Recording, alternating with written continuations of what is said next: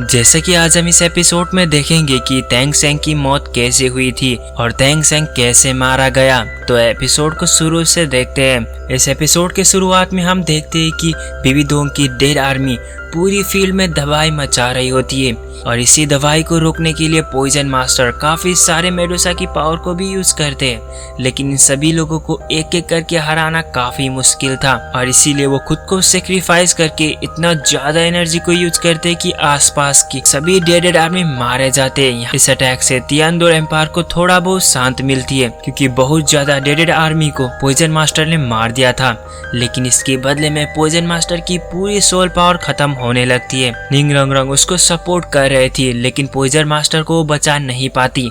इसी वजह से निंग रंग रंग रोने भी लगती है। तभी पॉइजन मास्टर की मौत होती है। पॉइजन मास्टर मरते हुए याद करने लगता है कि पूरी जिंदगी में मैं बस अकेला था और सारी लड़ाई मैंने अकेले लड़ी थी, लेकिन इस बार ये सब नहीं है क्योंकि आज मैं तियानडो एम्पायर की साइड से लड़ रहा हूँ। इसमें मुझे गर्व है और मुझे इतने लोगों ने प्यार भी किया है। ये यादें करते हुए वो मारे जाते हैं और पॉइजन मास्टर की वो ड्रैगन भी गायब होता है। पॉइजन मास्टर की मौत देख के तेंग सेंग काफी घबरा जाता है क्योंकि तेंग सेंग क्वीन रेंजू से फाइट कर रहा होता है। क्वीन रेंजू और तेंग सेंग की बीच में आपस में एक गॉड लेवल की बैटल चल रही थी, लेकिन तभी हम देखते हैं एक पोर्टल खुल जाता है। ये पोर्टल और कोई नहीं बीबी दोंग की एग्जाम वाली पोर्टल था। तभी तेंग सेंग की सामने से बीबी दोंग आती है। वो एक गॉड लेवल की बन गई थी। तेंग सेंग की पीछे से एक बड़ा सा वेपन उसकी चेस्ट के आर पार घुसा देती है और बीबी दोंग कहने लगती है कि मुझे नहीं पता था कि तुम्हारा दिल इतना कमजोर है क्योंकि तुम एक ही वार से मारे गए हो।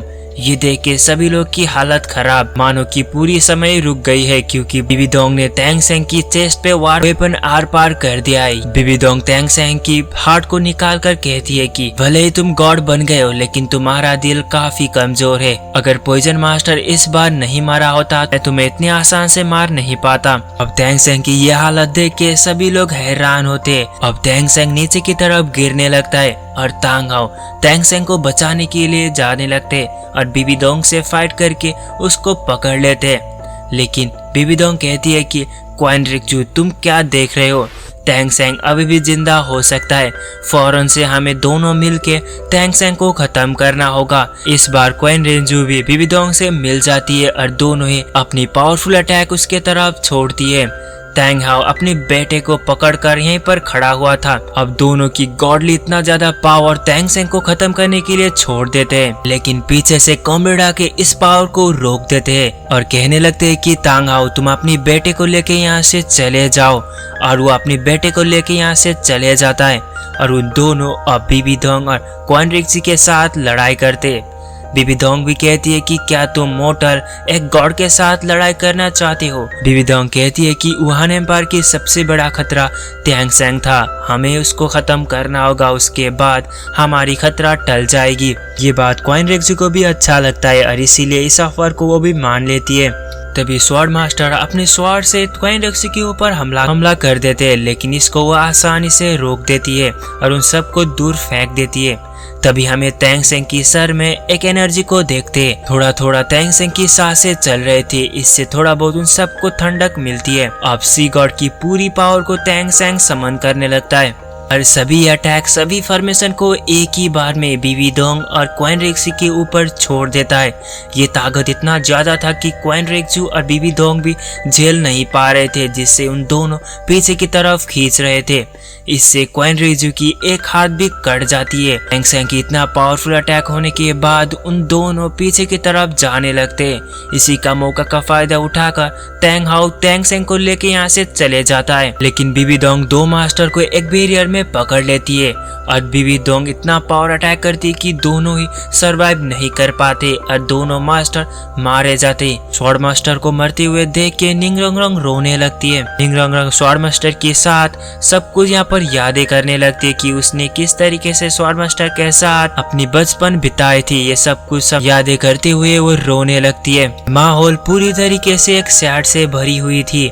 तेंग सेंग की ये हालत देख के टीबू भी रोने लगता है। तेंग सेंग की बॉडी की सोल पावर पूरी तरीके से खत्म हो गई थी। दूसरी तरफ बीबी दोंग की भी काफी बुरा हालत था। तो दूसरी तरफ क्वीन रिक्सी की वो कटा हुआ हाथ था, वो धीरे धीरे रिकवर हो रही थी। ये कुछ टाइम के लिए पूरी जगह मरे हुए से बन गई थी, क्योंकि काफी ज्यादा आर्मी और तैंग सेंग एक गॉड भी मारा जा चुका है। ये माहौल काफी सैडनेस बन जाता है। तैंग सेंग को मरने के बाद और सारी सोल मास्टर मरने के बाद सभी लोग रोने लगते।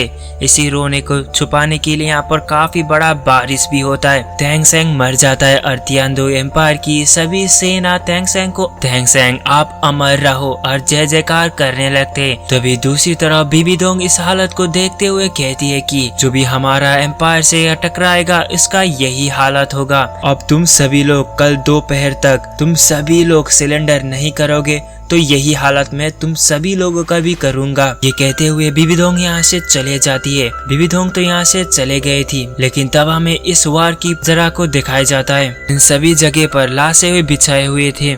नेक्स्ट सीन में हम देखते हैं कि तैंग सेंग की सभी दोस्त तैंग सेंग के सामने आने लगते हैं। सी गॉड की ट्राइडेंट भी धीरे धीरे गायब होता है। तब देखते हैं कि तैंग सेंग की लाश जीबू की गोद पर है और जीबू फुट फुट के रो रही है। सीन शिफ्ट होके दूसरी तरफ दिखाया जाता है। बीबी दोंग अपनी क्लान पर वापस आ चुकी है। क्लान में सभी लोगों के साथ बात करने के लिए वो कहती है कि इतना सब कुछ होने के बावजूद भी तैंग सेंग मारा गया, लेकिन फिर भी यान एम्पायर हारने के लिए नाम ही नहीं ले रहे। बीबी दोंग क्वीन रिक्सी से कहती है कि तुम हमारी क्लान पर ज्वाइन हो जाओ और हम सभी लोग बैटल करके सभी लोगों को चुन चुन कर मारेंगे। उसके बाद हमेशा के लिए तियानडो एम्पायर को खत्म करेंगे। लेकिन क्वीन रिक्सी कहती है कि तुम एक सेल्फिश हो और तुम अपने फायदे के लिए कुछ भी करने के लिए तैयार हो। अभी भी तुम अपने इशारों से मुझे नचाने की कोशिश करते हो। इस चीज में वो एग्री नहीं करती, लेकिन फिर बीबी दोंग कहती है कि मैं तुम्हें प्रॉमिस कर सकता हूँ अगर हम तियानडो एम्पायर को पूरी तरीके से नष्ट कर दे तो तुम्हें उसके बाद पूरी कैसल तुम्हारी राज कर सकती हो और मेरी सारी पावर तुम्हें मैं हैंड ओवर भी कर दूंगा। ये बात क्वीन रिक्सी सुनने के बाद वो अपनी तलवार उसके सर ऊपर रखती हुए कहती है कि तुम इसी तरीके से सबको फंसाती हो। अब इस बात से बीबी दोंग को काफी गुस्सा आता है और बीबी दोंग गुस्से में अपने हाथों से उसकी गला पकड़ लेती है और नीचे की तरफ रखती है और बीबी दोंग कहती है कि मेरी तुम बेटी हो इसीलिए मैं तुम्हें छोड़ रहा हूँ। बीबी दोंग उसको छोड़ देती है और क्वीन रिक्सी यहाँ से चले जाती है। तभी हमें सीन शिफ्ट होती है और हमें तियानडो एम्पायर की तरफ दिखाया जाता है। तभी एक आदमी कह रहा होता है कि तैंग सेंग को दोबारा जिंदा किया जा सकता है। एक टेक्निक है जिससे तैंग सेंग को जिंदा किया जा सकता है, लेकिन इसमें दो गॉड को आपस में मिलना होगा। उसके बाद ही इस टेक्निक को यूज करके हम तैंग सेंग को जिंदा कर सकते हैं। लेकिन ये टेक्निक को हासिल करना काफी हार्ड है और ये बस दोनों मिल के इस टेक्निक को यूज करे तो तैंग सेंग को जिंदा किया जा सकता है, लेकिन दोनों गॉड चाहिए। और हम गॉड कैसे पा सकते हैं, ये एक इम्पॉसिबल है। लेकिन रॉन्ग कहती है कि शायद हम इस टेक्निक को कर सकते हैं क्योंकि हम दोनों को भी गॉड के लिए इनहेरिट किया गया था। तो अगर हम इस टेक्निक को यूज कर सके और हम तैंग सेंग को बचा सके तो ये हमारे लिए काफी अच्छा होगा। लेकिन ये करने के लिए काफी एनर्जी चाहिए, ये काम इतना आसान भी नहीं है। लेकिन तैंग सेंग को बचाने के लिए बस एक ही रास्ता था और ये रास्ता, और तैंग सेंग को बचाने के लिए उन दोनों कुछ भी करने के लिए तैयार थे और इसी चीज को परफॉर्मेंस करने के लिए दोनों आपस में मिल जाते हैं और दोनों इस टेक्निक को यूज करने लगते हैं। दोनों आपस में इतना पावर रिलीज करने लगते हैं कि टेक्निक को स्टार्ट कर देते हैं। लेकिन इसमें काफी ज्यादा सोल पावर की जरूरत थी और उन दोनों की सोल पावर कम होने लगती है और इसीलिए सभी लोग सेक डेविल्स आप अपनी सोल पावर इन दोनों को देने लगते हैं ताकि दोनों इस टेक्निक को फुलफिल कर सके और तैंग सेंग को जिंदा कर सके। तब इस टेक्निक को यूज करने की वजह से यहाँ पर काफी ज्यादा एनर्जी प्रोड्यूस होती है और ये सारी एनर्जी तैंग सेंग के ऊपर लग जाती है। तभी हमें तैंग सेंग की सोल बॉडी को दिखाई जाता है। तैंग सेंग काफी अलग जगह पर आया है, चारों तरफ रहती रहते और उस सामने जाके देखता है वहाँ पर असुरा गढ़ होता है। इसी एंड मोमेंट के साथ ये एपिसोड भी खत्म होती है।